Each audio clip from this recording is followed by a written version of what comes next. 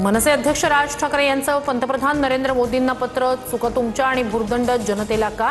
इंधन बचतीच्या मोदींच्या आवाहनानंतर राज ठाकरेंचा सवाल, तर तुमच्या मन की बात खूप झाली, आता खऱ्या खुऱ्या अर्थतज्ञांची मन की बात ऐका, राज ठाकरेंचा खोचक सल्ला। पंतप्रधान मोदींच्या सूचनांमुळे सर्वसामान्यांमध्ये अस्वस्थतेचं वातावरण, पंतप्रधानांनी स्वतःच्या अध्यक्षतेखाली सर्वपक्षीय बैठक घ्यावी, परिस्थितीचा सखोल आढावा घ्यावा, शरद पवार यांची पोस्ट। वर्षभर सोनं खरेदी करू नका, सध्या डेस्टिनेशन वेडिंगची फॅशन सुरू, मात्र भारतात लग्न करा, पूर्वजांचे आशीर्वाद मिळतील। जागतिक आर्थिक संकटाच्या पार्श्वभूमीवर पंतप्रधान मोदी यांचं 24 तासात 2 वेळा आवाहन।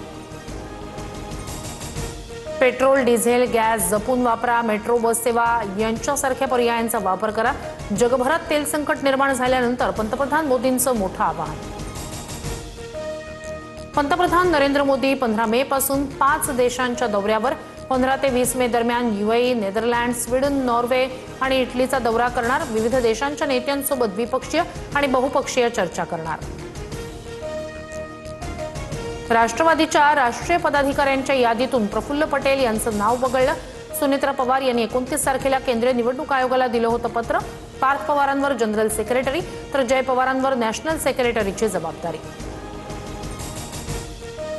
राष्ट्रवादीच्या राष्ट्रीय पदाधिकाऱ्यांच्या यादीत चूक, लवकरच यादी दुरुस्त केली जाणार, उपमुख्यमंत्री सुनेत्रा पवार यांचं स्पष्टीकरण।